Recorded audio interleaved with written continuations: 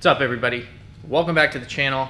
Thanks for sticking with us so far. It's day 3 for us. So once you guys have liked this video and subscribed to the channel, we can get started.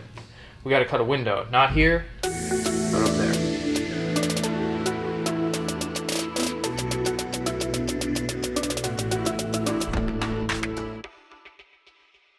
Bam, little support beam taken out. And that was actually easy.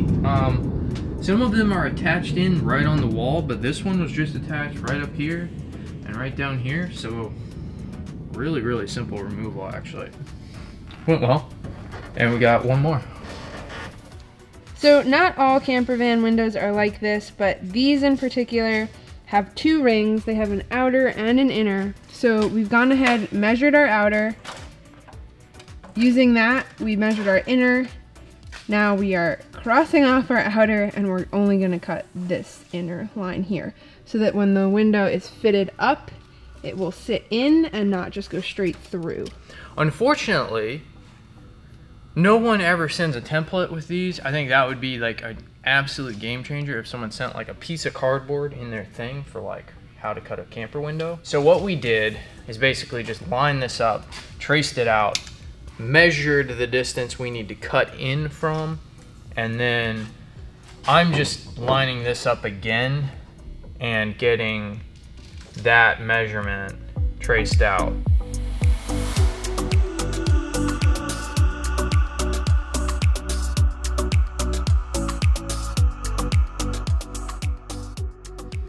Good luck, everybody.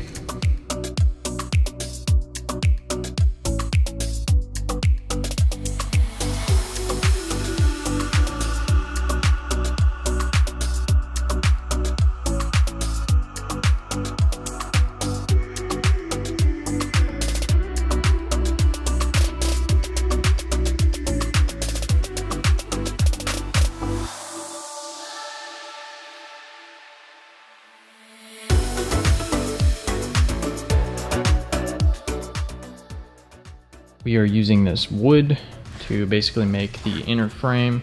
This also allows you something that you can screw onto and everything, so kind of a nice little feature, but I'll show you how this comes out.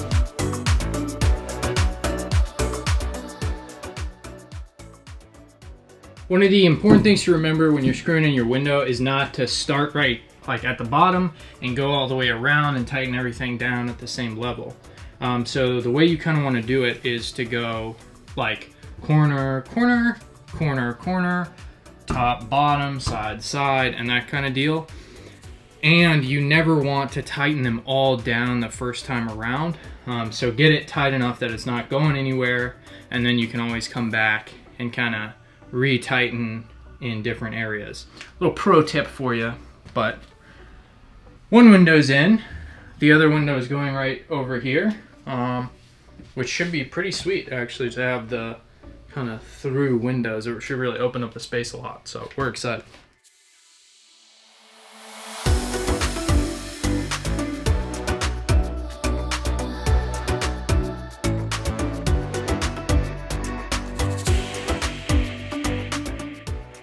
We have one window in. It's looking good, looking good.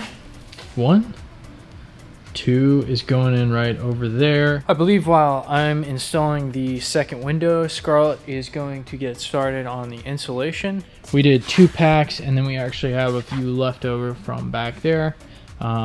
We liked the way the wool came out, and it seems to be pretty effective. And then we've got all this Reflectix that we're going to do the same thing we did on the last one over top of it. What are we doing? Insulating. Someone's insulating. Yeah, and if you guys watched our last build, we learned our lesson: long sleeves, long pants, gloves, because this stuff is itchy. Yeah, very itchy. So she's doing a great job making awesome progress here. And then I just cut this window out of the side to kind of mirror this window here. This is the final trim ring. I don't know if I ever showed you guys the final version of it. We've got these little blocks in the corners to basically get a nice pinch hold on the corners around everything. But yeah, essentially this goes around that, because as you can see, these windows are actually quite a bit wider than the door itself. I cut from the outside on this one because I was like, oh, they should line up to be in the same place on the outside of the van. But on this one, we had a very hard line right here, and this stuff is no joke.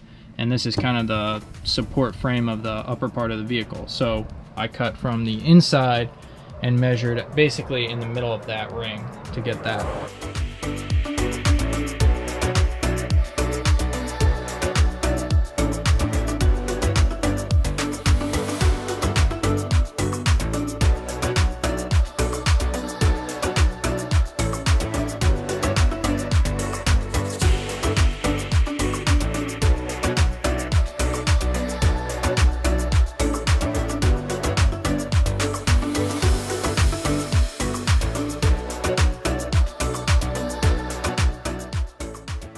Do I look like a crazy woman yet? I have so much adhesive in my hair. Yeah, Scarlett was spraying adhesive in the van, and I guess some wool got stuck to her hair, so that's why she looks like a babushka. We got some good stuff done today. We got the van insulated. Good job, baby. Thank you. And we got the 2 front windows cut, which is super cool and creates like a super cool dynamic space up front that feels very open. There were some unforeseen challenges there.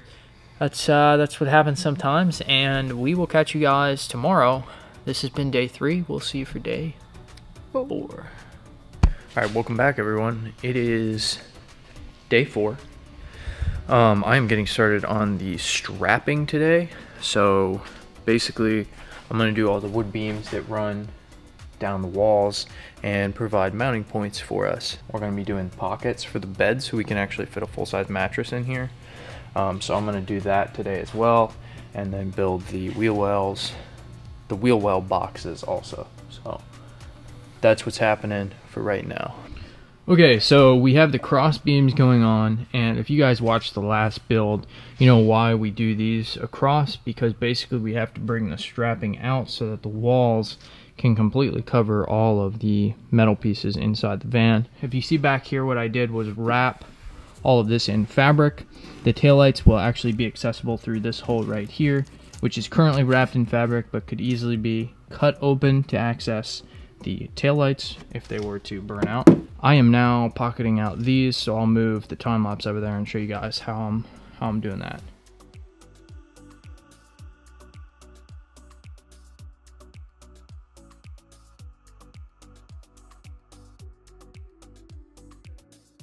I want to show you guys real quick what I've been doing.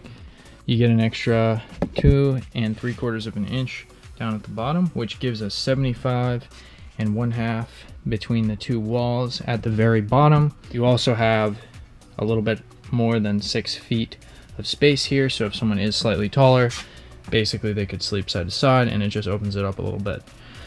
This has also been tied in along the bottom to the actual metal beam, which will be kind of the main support bracket for the side to side here. So I can now mount the cross sections directly to this, which is super nice and super helpful. And obviously those will be once again tied down all the way through into the metal. That is the beginnings of this section pocketed out. We are now kind of moving on to more of the standard strapping, if you will. So we're going to do the cross beams along the bottom here, and then we'll start moving into our sections that run up vertically.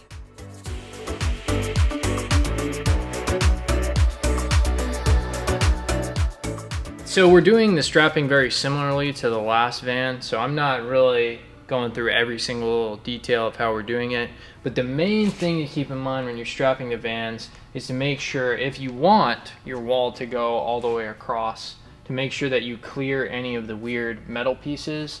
And you can see that's why I have these pieces running across this way, and then the vertical beams going top to bottom, and that's just to keep the walls out from any of the metal pieces so that the walls can be flat all the way across. That's kind of the strapping. we've got some time-lapse footage, so I'm sure you guys have either seen that or will be seeing that. But yeah, that's where we're at. It's coming together. It's coming together.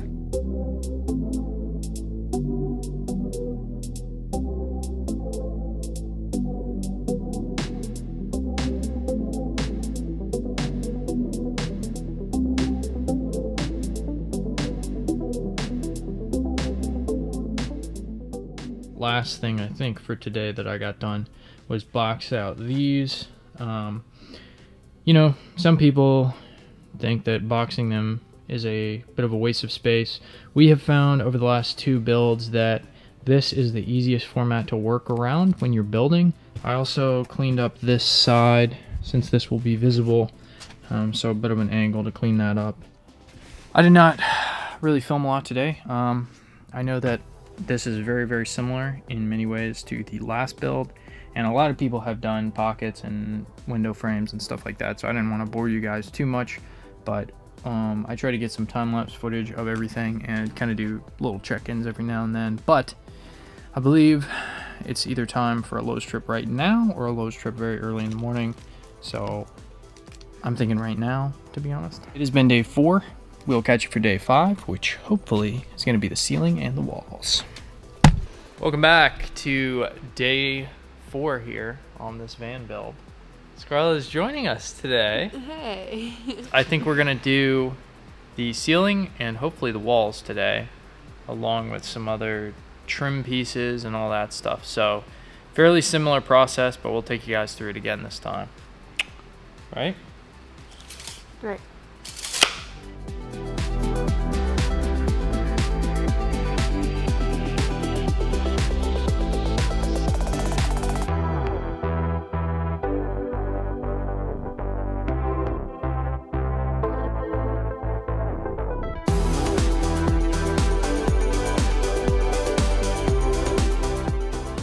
So you can see here, we have these 2 beams kind of running the length of the ceiling.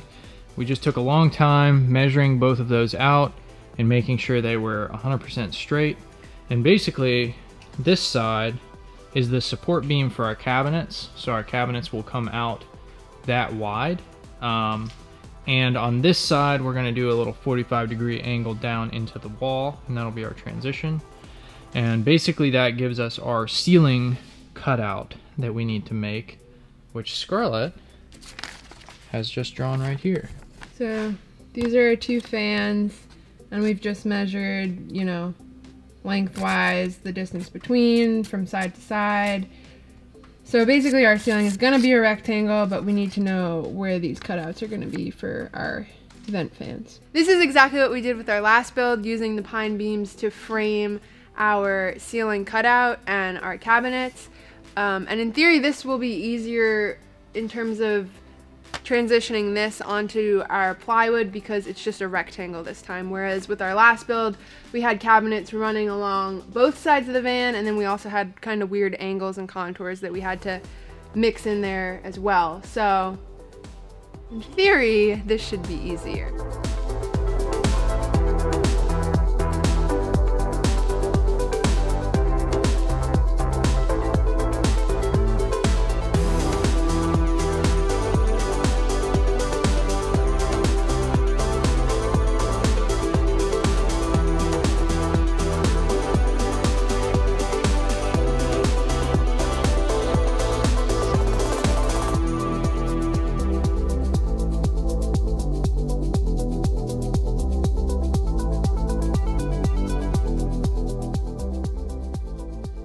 You can see right here, here's our headliner kind of deal, again made out of plywood, and there's the back fan and the front fan.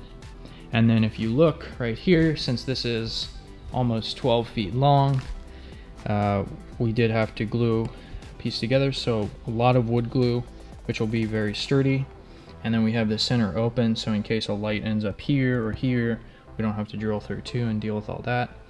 And then it's really important, if you are joining 2 pieces of plywood together to make a ceiling in this way, to make sure that this lines up where there's not going to be one of the cross beams that you mount to, because otherwise this would sit lower. So this section of it lines up right over here in the van, and we actually pocketed out the insulation a bit, so there's a thinner layer of insulation just to compensate for any issues. But you can see there's a beam right here and a beam right here, so we missed that by going straight in the middle.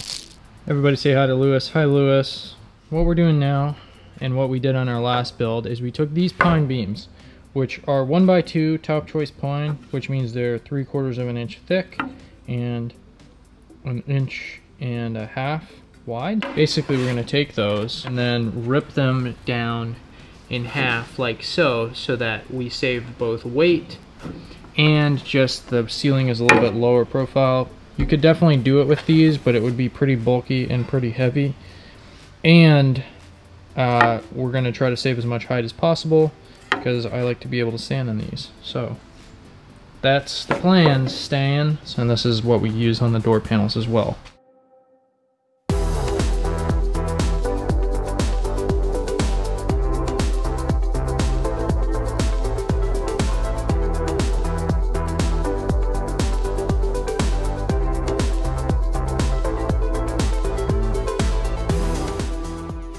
Okay, so this is our big ceiling. We just took it in and sized it up, and we are now going to wrap it in the fabric and then start with the pine beams on top of that. But Scarlett's ready to go.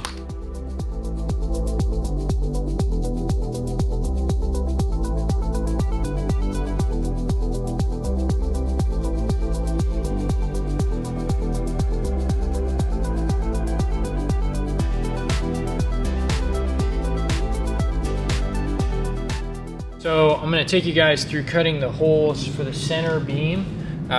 If you watched our last one, you know to start from the middle. There's no sense in trying to measure from the sides and calculate all that down. Just start from the middle beam. Because we have lights that run along the center, our center beam will actually contain those lights. So what we're going to do is clamp this down. I've already measured out the same distance to each light, and then we'll drill this out, and if you notice, that's larger than the beam that we're running on, and that's because that's what it requires to fit the light in.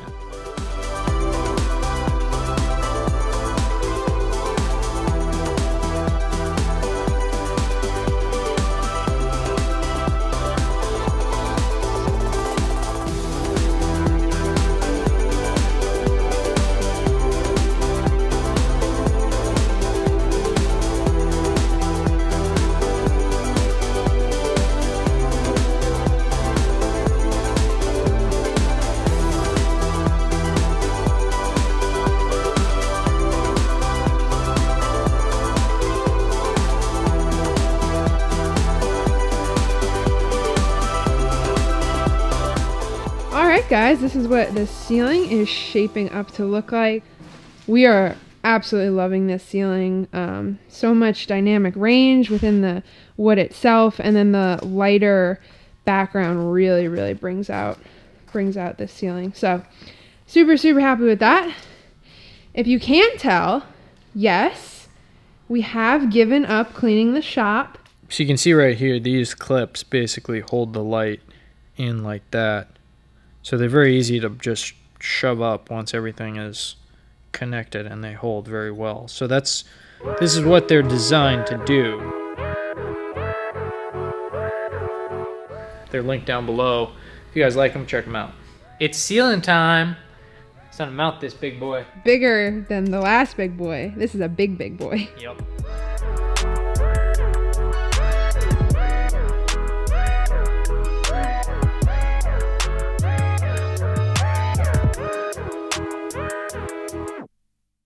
Alright guys, so if you missed it in our last build, the reason we use this string is because we are marking off where these metal beams run the length of the ceiling, or I guess I should say the width of the ceiling. And we mark that with the string so that we know exactly where to drill in and then screw in, because that will be going directly into metal rather than, you know, I mean, we got insulation, we got reflective, and that's going to be the most sturdy mounting point we have. One thing I recommend is one of these extenders. I finally bit the bullet and bought this. It was, I think, $6.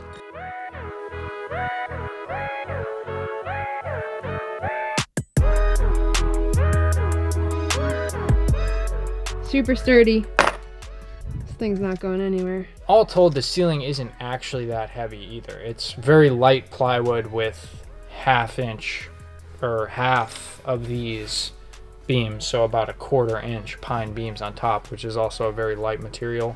So I know we did this earlier today, but just wanted to show you guys you can kind of get to see the point now of doing that.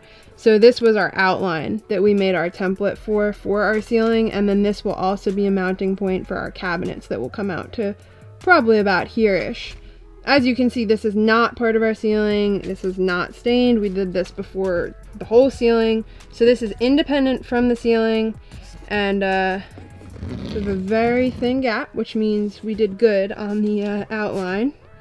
And we nailed it over here too. So pretty happy with that. Look who decided to join, huh? You come out when all the work is done. Gonna go find yourself a nice sawdust pile over there. I know you are. Lila's gotta go see her van. She hasn't checked out the progress lately, so. She likes this one. She does, she loves this van. All right, the ceiling's up and we are gonna call it on day 4. I think we're pretty, 5. Oh, 5. If you have not already subscribed to the channel, please be sure to do that. Even after this one, there will be more to come. So if you're enjoying these series and all the knowledge that we're hopefully imparting to you, be sure to like and subscribe. Vans, it's kind of coming together. I was looking at it tonight and I was like, dang, we're not doing too bad. So it feels a little weird for us, but feels, I guess, a little lower energy, I would say, for us this time around. But yeah, thanks for sticking with us, and we'll catch you in the next episode.